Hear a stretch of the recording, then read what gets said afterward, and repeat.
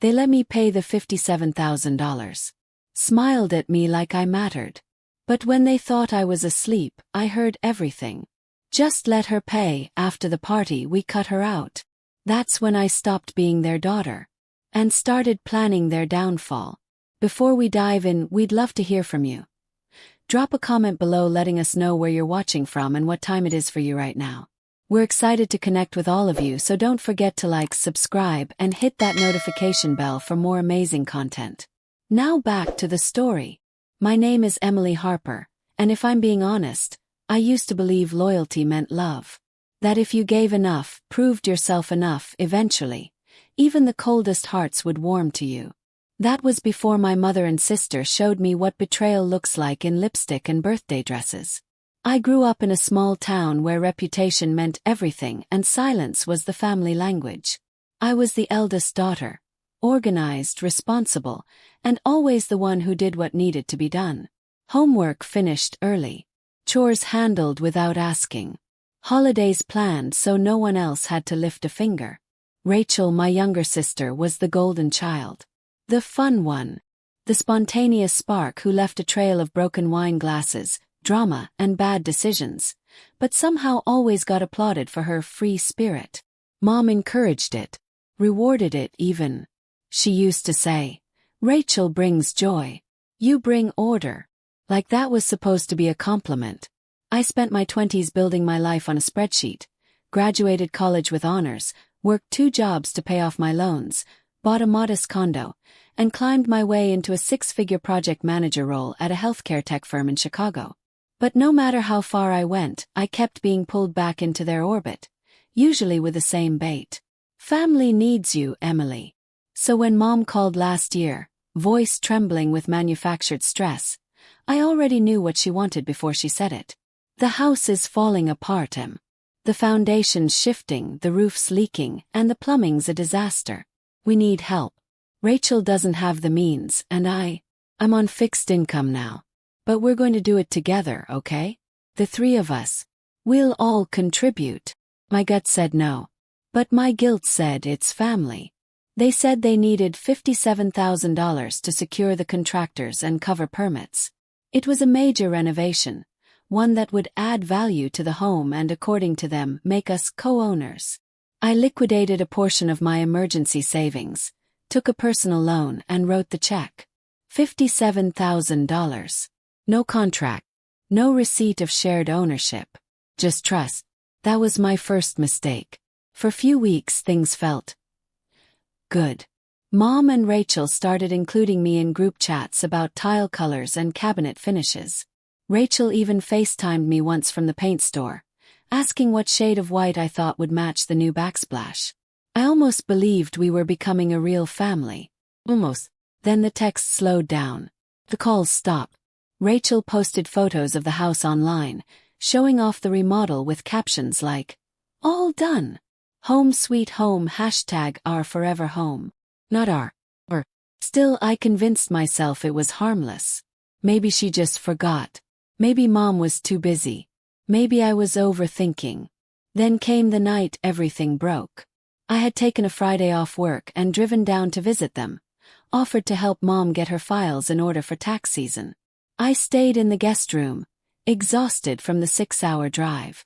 But sometime around 1 a.m., I woke up thirsty and decided to go downstairs for water. Their voices stopped me. They were in the kitchen, laughing, wine glasses clinking, the glow from the under-cabinet lights casting their shadows against the hallway. I was about to step in when I heard Rachel's voice, sharp and smug.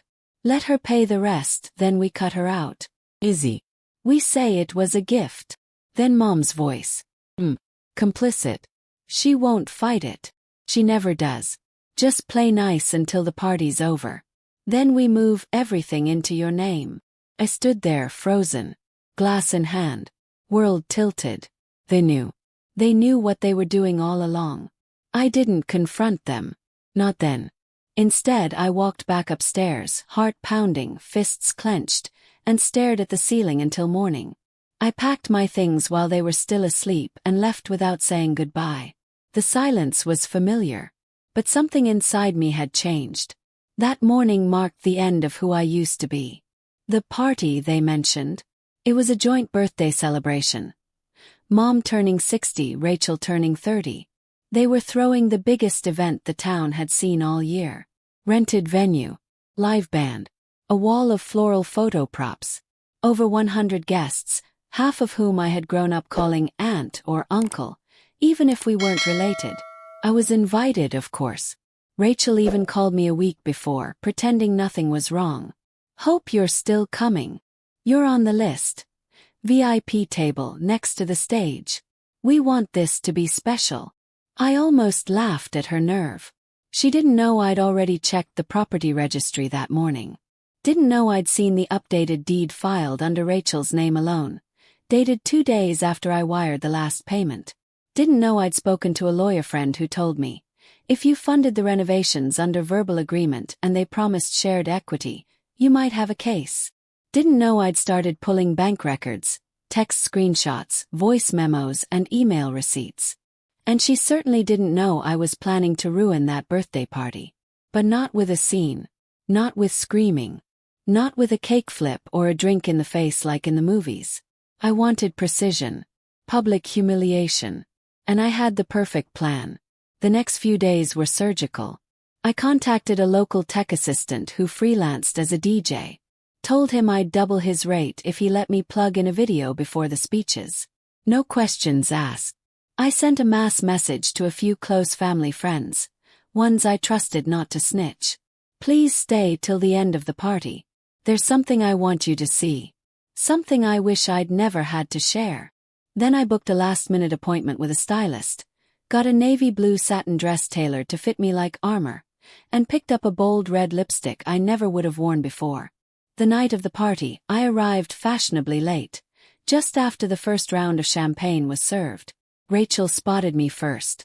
She ran up, arms outstretched, all fake smiles and tight hugs.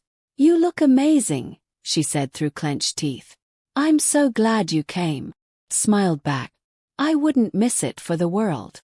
The ballroom glittered like a cheap imitation of elegance. Fake roses lined the entrance arch, gold balloons floated beside a giant printed banner that read, Happy 60th, Susan. Happy 30th, Rachel. And under it, like a crown jewel, stood the two of them, Mom and Rachel, in matching champagne-colored gowns, waving at guests like royalty. For a second I just stood in the doorway, taking it all in. The lights, the music, the faces from childhood, neighbors, former teachers, my mom's prayer group, even Rachel's college friends. It was all one carefully curated illusion. And I was about to tear it apart. I walked in slowly, heels tapping against the marble floor, each step sharpening my resolve. I saw Aunt Melinda near the punch bowl. Mr. Lawrence, my 10th grade math teacher, was laughing near the photo booth. Everyone looked happy, comfortable, and aware. Rachel caught sight of me again and rushed over. Emily, she squealed. Oh my God, you actually look amazing. She gave me a quick, slightly too tight hug, pulling back to scan my dress. Navy blue. You're really going for main character, huh? Smiled. Aren't I always? She didn't catch the sarcasm. Just linked her arm in mine and led me toward the head table like nothing had ever happened. Like she hadn't robbed me. Like she hadn't smiled in my face while planning to gut me behind my back. I sat through dinner. Nothing. Laughed at no one's jokes. My glass of wine sat untouched as I scrolled through the folder on my phone for the 100th time, confirming every detail was ready. Voice memos, emails, bank receipts, a time-stamped photo of Rachel signing the revised deed while I was 200 miles away, completely unaware. I had even found a deleted text thread between her and Mom. My cloud backup saved everything. Rachel. After the money clears, I'll just file the paperwork without her. She's too polite to fight back anyway. Mom, good. Don't forget to smile at the party. They had done more than betray me. They'd mocked me. Counted on me to stay silent. But not this time. The birthday cake was wheeled out just before 8 p.m. 2 tiers. One side decorated with roses for Mom, the other with glittery pink heels for Rachel. Everyone gathered around with phones raised. "Speech!" someone shouted. The DJ lowered the music as Rachel stepped forward, tapping a spoon against her glass. "Hi, everyone," she beamed. "Thank you all for coming to celebrate with us. This year has been full of blessings, laughter, and family. And we're just so grateful." She turned to Mom, wiping an imaginary tear. "And to my amazing mother. You are my best friend. My role model. My partner in everything." Yes, I thought. Including crime. They hugged. Applause followed. Then the DJ took the mic. "We have a surprise video message from a very special guest. Please direct your attention to the projector screen." Rachel blinked. "Wait, what?" she asked. I didn't. But by the time she turned to stop him, the lights dimmed and the screen lit up. The first slide was simple white text on black. "This is what they said when they thought I wasn't listening." Then came the audio. "Let her pay the rest, then we cut her out." Rachel's voice. Clear. Loud. Cruel. Gasps echoed across the room. "She never fights. We'll say it was a gift. She's too sad and lonely to challenge us anyway." Then Mom's voice followed. "Just smile until the party's over. Then we move it all into your name." The screen shifted to screenshots, texts, emails, account statements. Then a short video of the county records page. Property owner, Rachel Harper. Filed March 3, 10:17 a.m. Witnessed by Susan Harper. Rachel stood frozen. The mic slipped from her hand. Mom's face turned to stone. I walked to the front of the room, slowly, deliberately. Heels clacking like gunshots in the silence. "I gave them $57,000, I said calmly, facing the crowd. "They promised me equity in the family home, shared future, a seat at the table." I looked at my mother. But behind my back they filed paperwork. Lied to me. Erased me. Rachel finally snapped out of it. "You planned this. You vindictive little." "No," I cut her off. "You planned this. I just finished the script." Gasps filled the room. Murmurs rippled across the tables. Rachel's fiancé, Mark, a handsome guy who always seemed too smart for her, stood up from their table and slowly removed his engagement ring from his pocket. He stared at her like he'd never seen her before. "I warned you," he said quietly. "I told you if you ever lied like your mom does." I was gone. He turned to leave. "Mark, wait, Mark." Rachel screamed, chasing after him. Too late. The doors swung shut behind him. Back on stage, I turned to Mom. She stared at me with fury. But her hands were shaking. "You'll regret this," she hissed. "You humiliated us." "No," I said. "You did that yourselves." I just held up the mirror. I walked off stage, applause beginning slowly, then building. A few guests even stood. Others simply shook their heads in disappointment.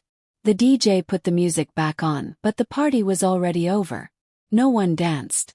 No one sang. Everyone left early.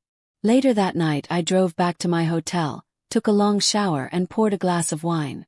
My phone lit up with texts. "Aunt Melinda. I had no idea. You did the right thing." Jared from high school. "I used to envy your sister. Not anymore." "Rachel, you'll pay for this." I didn't respond. Instead, I opened a new email draft. Subject: Formal claim for shared ownership. Harper residence. To my attorney. Attachment: evidence.zip. 2 weeks later, Mom and Rachel were served with legal papers. My lawyer filed a civil suit for unjust enrichment, fraudulent misrepresentation, and breach of verbal contract. They panicked, of course. Tried to settle quietly. But I didn't want quiet. I wanted the truth in writing. They admitted, in deposition, that the money came solely from me. That I was misled. That they never intended to honor the verbal agreement. Judgment was swift. The court awarded me 70% equity in the home and an option to force sale. Which I did. 6 months later, a for sale sign went up in front of the newly renovated Harper residence. On Rachel's 31st birthday. I sent the listing to her inbox with a single message. Happy birthday. You're welcome. There's something surreal about watching people who once held power over you scramble to keep the walls from caving in. I remember the exact date the house sold, September 18th. 3 months after the party.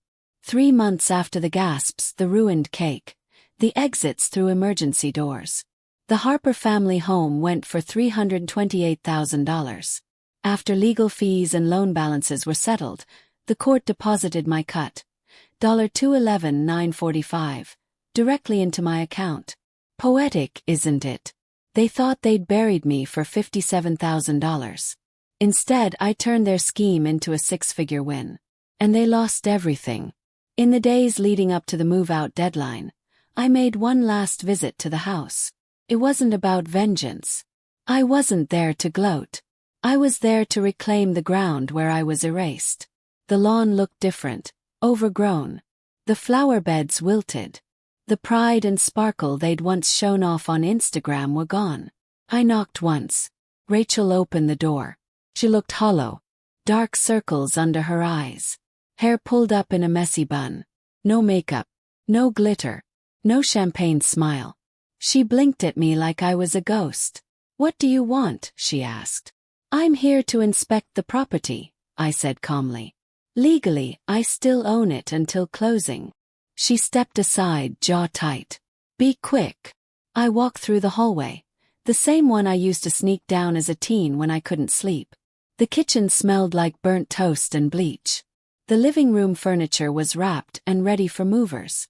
Everything looked like it was leaving them. And in a way it was. When I reached the staircase, Mom was sitting at the foot of it. Head low. She didn't even look up. For a long moment no one spoke. Then she said, without raising her voice, "You're not better than us, Emily. You're just colder." I took a slow breath. "You're wrong," I replied. "I'm not cold. I'm healed." She scoffed. I stepped closer. "All I ever wanted," I said, "was to matter. You raised me like a tool, something useful, something dependable, but never loved.